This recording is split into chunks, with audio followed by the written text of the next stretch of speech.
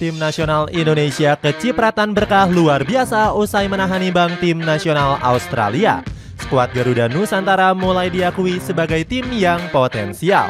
Selain itu, anak asuh dari Sintayong sukses menembus peringkat 129 dengan menjadi yang tertinggi di bulan September. Hasil luar biasa yang diraih itu membuat mimpi menggapai Piala Dunia akan segera terwujud. Cetak Gol coba merangkum berkah timnas Indonesia menahan imbang dua negara dengan peringkat FIFA yang cukup tinggi sebagai berikut.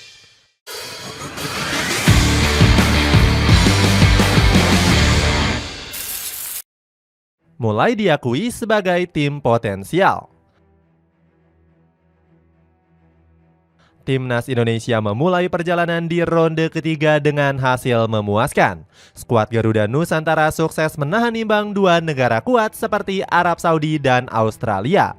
Hebatnya lagi, Indonesia memberikan perlawanan kuat di laga kontra Arab Saudi. Skuad Merah Putih bahkan mampu mencetak gol terlebih dulu lewat gol dari Ragnar Oratmangun. Sementara di laga kontra Australia, anak asuh Sintayong juga tampil mengejutkan. Permainan indah 1-2 sentuhan sempat ditampilkan skuad Garuda di awal babak pertama. Kehebatan ini menjadi sorotan besar dunia yang mulai mengakui Indonesia sebagai tim potensial. Nggak terkecuali FIFA yang menobatkan Indonesia sebagai tim paling menarik.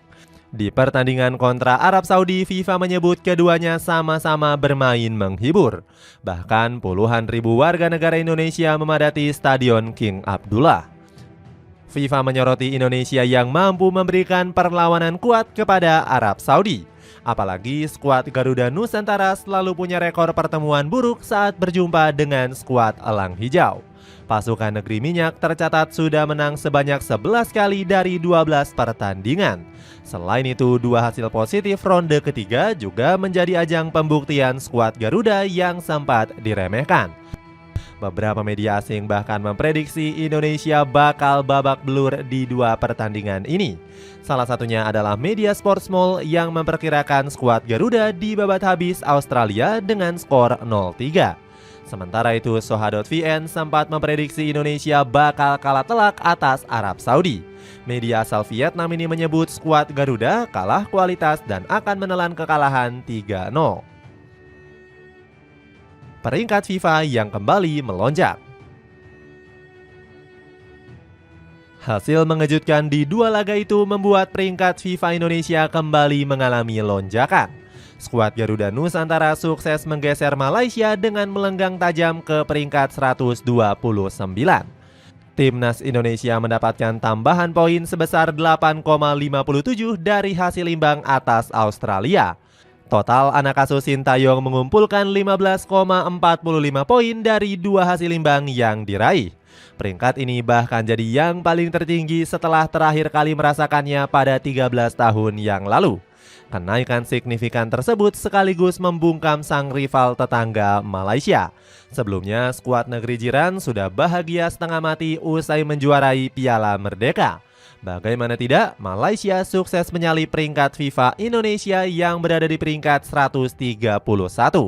Namun peringkat ini hanyalah sementara mengingat skuad Garuda belum bermain lawan Australia. Media asing lagi-lagi menyoroti kenaikan signifikan peringkat Indonesia.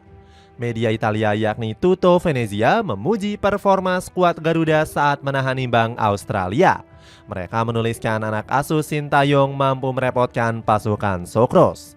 Gak cuma media Eropa, media Asia Tenggara yakni Soha juga ikut menyorotinya. Media asal Vietnam ini gak segan-segan menyebut Indonesia sebagai tim terkuat di ASEAN. Berkat pencapaian hebat ini, Sintayong terus mendekati target 100 besar dari PSSI. Namun juru taktik asal Korea Selatan ini tetap bersabar untuk mencapai hasil tersebut. Sintayong mengatakan Indonesia masih butuh 3 tahun lagi untuk bisa mencapai peringkat 100 besar. Fokusnya saat ini adalah berjuang untuk bisa bermain di Piala Dunia 2026. Menggendong Asia Tenggara.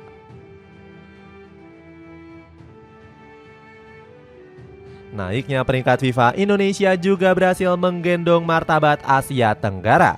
Pasalnya, skuad Garuda Nusantara mengalami kenaikan paling drastis sejak awal tahun 2024.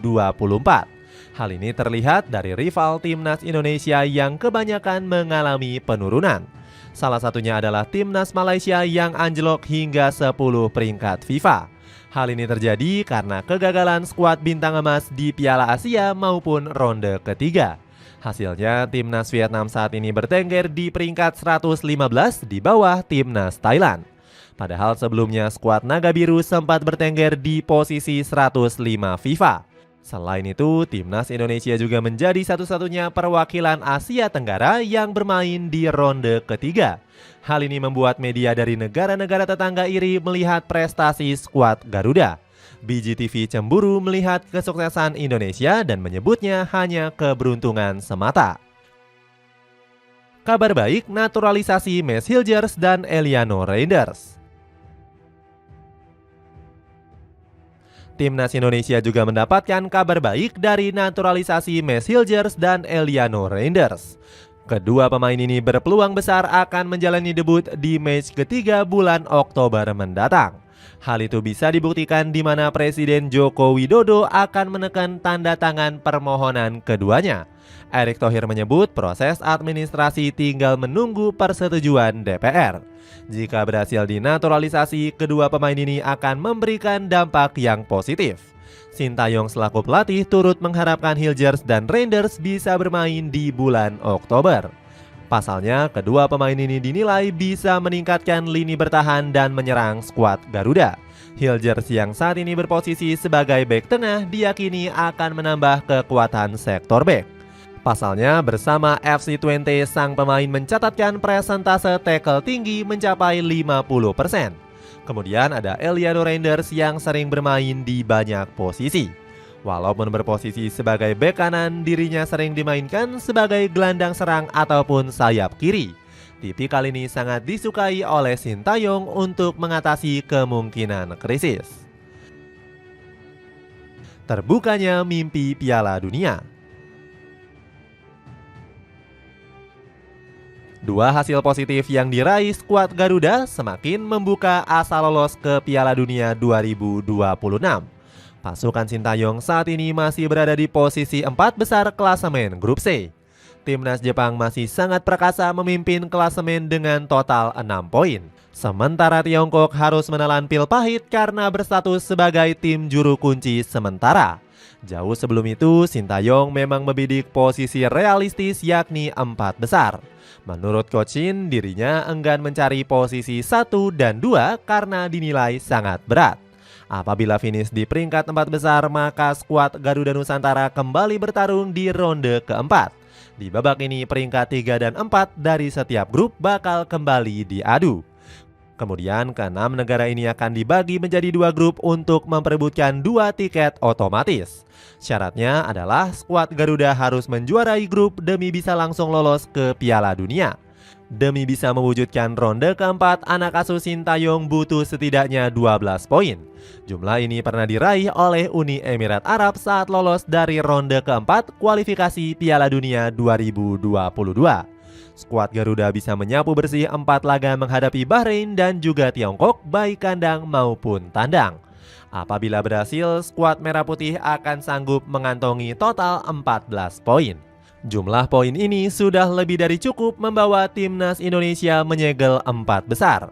Ben Griffiths selaku pengamat asing memprediksi kalau skuad Garuda bisa mencapai target tersebut. Dia mengatakan Jepang dan Australia bakal finish di peringkat 1 dan 2. Sementara Arab Saudi akan menyegel peringkat 3 dan Indonesia punya peluang menyegel posisi keempat. Itulah ulasan berkah timnas Indonesia menelan hasil 2 kali imbang dengan peringkat FIFA yang jauh-jauh lebih tinggi. Bagaimana pendapatmu? Apakah kamu optimis kalau skuad Garuda bisa mencapai hasil yang telah ditargetkan? Coba tulis pendapatmu di kolom komentar di bawah ini.